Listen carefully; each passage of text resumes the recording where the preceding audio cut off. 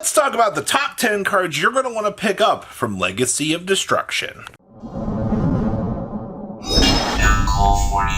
Don't worry, just because Konami's totally just abandoned this set, we haven't. So make sure you guys smash some crap out of that subscribe button. Starting off over here is Yugi's cards. Yes, that's right. I'm going to start off with the actual cover cards, the Shining Sarcophagus, the entire pool of these new Yugi cards. Honestly, I've been playing a lot of the deck. It's not like a super competitive deck, but if you're looking at something to play that feels like an anime deck, this is honestly the thing that I kind of recommend doing, which is actually kind of shocking, actually, because they've also been adding more support in for the Shining Sarcophagus. I mean, we have a Dark Magician coming. I don't recommend playing it, but in its own confined space, like Silent Magician, having a board wipe with Gandora, having the gadgets be able to search, it literally is my favorite. The Silent Magician is one of my favorite cards along with the gadgets. So to be able to wrap this all up and play this in a Yugi deck, it's my automatic stamp of approval, and I think you all should have some fun with this as well. Next up is Kod of Soul. This was a very interesting card to put on this list because I almost was like, is Kod of Soul like a top 10 card? Like, does this really earn it? And okay, so your interactions with this thing are mainly as Salamangreat support with the ability to turn a Salamangreat monster in, and you're able to use it turns into a pseudo field spell, being able to turn one monster in to another.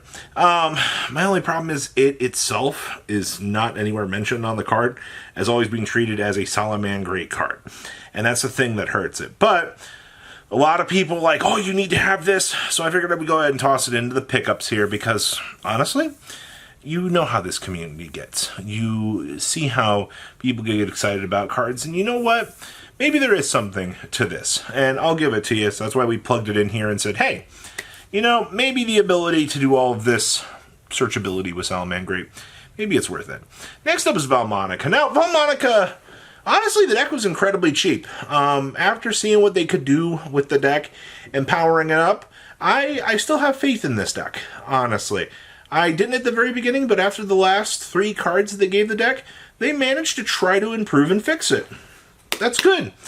It just needs a little bit more, and I think we can get there. Not to say that Konami's done with giving Valmonica support at this point, but I would make sure that, you know, if I've genuinely enjoyed the Valmonica deck, and I want to make sure that, you know, we have the stuff. Where are they going to toss reprints in the 410 card set? I mean, sure, maybe at a later date, but for now, I don't think that's going to be the case with Valmonica. I think for now, we're going to be pretty strong here with this. Give it a shot. Pick it up. A lot of these pickups are a lot of personal recommendations and things that not only do you think might have potential along the meta, but just to make sure for value. Next up is Melodious. Holy crap. I understand that there are ways to play around this deck, obviously, but a good Melodious player can play through some of the dumbest things that I have actually seen out here. Like, genuinely, it's impressive. So I wanted to toss Melodious on this list. I also think, you know, minus the first movement, solos will probably get a reprint along the way here. This deck feels super budget. All right, and you really do have to get past, you know, the current prices of that. But as long as, you know, you can get all the Melodious stuff really cheap, plus you might already have the pre-existing stuff, this is an absolutely easy deck to start picking up. You're going to have to learn some of the more complicated lines of play, because I've seen this deck do some very interesting stuff. Also, Arya being able to pseudo-protect your cards is absolutely nuts. Alright, so remember that. Next up is Rika. The only real reason I mention Rika here is, unfortunately, this support is insect, plant. It's technically, it works within its own scope of things, but within those decks, like, you want these cards to be able to power up those decks. So you are going to be forced to kind of look at the Rika cards as pickups, just to be able to strengthen those decks if those are things that you tend to enjoy wanting to play out here. And to top things off, I mean, Rika has, you know, what, a potential draw 3 here in the upcoming set. So that's going to be something that you're going to have to actually think about in the long haul out here is, you know, with Rika's second support wave coming and picking up the already established support, I honestly think you go into a pretty good at least pickup range out here. And we already know you're dealing with 2 secret rares, so it's going to be a little bit rough. But once again, this is for those specific deck types that you enjoy, would be the reason why you want to pick this up. Now, Momento. Momento placed very high on this list for me personally. The reason why I chose to put Momento so high on this is we're still technically missing a Black Skull Dragon retrain. If the pattern that we've been following with these older cards tends to be true, Black Skull Dragon feels like it's going to be in here. So I'm putting this on here strictly as my own personal speculation that if we do see a Black Skull Dragon retrain, there would absolutely be no reason not to put it in Momento. And if we do see that retrain hit in Momento, I could be completely wrong out here. It feels like they're doing a lot of the polls from like Forbidden Memories with this, kind of following the old pattern. And if it's another fusion or something from that block, I think the potential for Momento kind of comes down to like the lore that it feels like it's absorbing.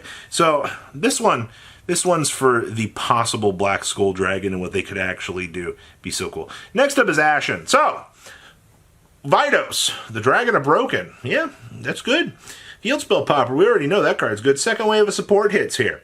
So, you have 2 waves of support. If you picked up the first Ashen wave, you're kind of sitting here, you're like, wow, this is disappointing.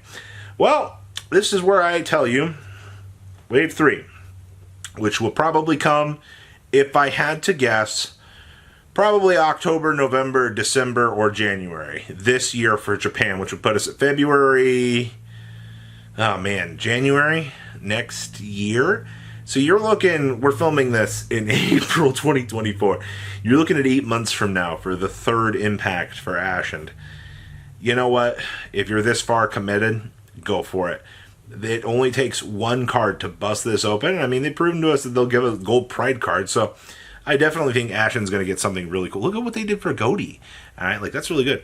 Way where there's a will. Man, it should have been where there's a will, there's a way. But okay, you gotta love TCG names games. So this is the generic field spell that says, hey, your opponent has 8-9 cards on the field. Excavate 9. Find a card, tuck 1 on back. It's Pot of Prosperity, but as a neg 1. I am putting this on the top of the pickups list. I think that this is a card that you should have 3 of forever. This card is literally generically strong. There will be, I saw Flunder in Japan was starting to play it as a 1 of. Yes, yes, yes. Make sure you have this card. Generic cards that are easy to get, that exploit the game's weaknesses, and especially some of the crazy BS that we've seen these builds pop on out here. And the card also says, hey, if your opponent has, if you not excavated 9 during the end phase, go ahead and shuffle everything on back. You know, that's good. And then we have the Tenpai Dragon Core. I don't know why I really need to say this, but low rarity, good cards. Equal, broken. Besides Trident Dragion being like $100+ right now, there's a little that one coming.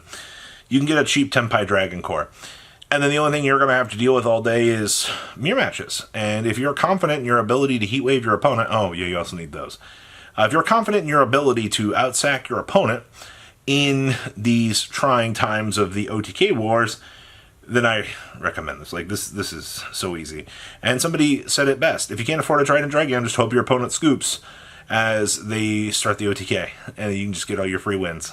I mean, hey, you're not required to tell them you don't play Trident Dragon. You can just start the scenario. And, you know, if you whiff, there's nothing you can do about it. Your deck's cheap.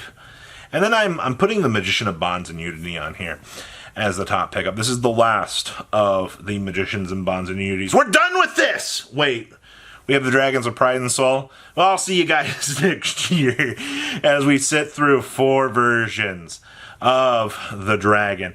I think it was, as much as I gave this crap and this, it is kind of lazy that they did choose to just, change up the art a little bit. Ooh. But it was kind of cool to have a card to commemorate the celebration of the game. And I'm okay with this, honestly. I think that this was a good step in the right direction, and I'm looking forward to seeing, you know, how the set of these will actually hold up in the long haul. Hey, they're cheap enough, they're a collectible. we'll have to wait and see. So that is our top 10 pickups for this set. What do you guys think? Please leave a comment down below. Tell me what you guys think. I'll see your beautiful faces back here in the day, guys. Peace out. Patrons, thank you.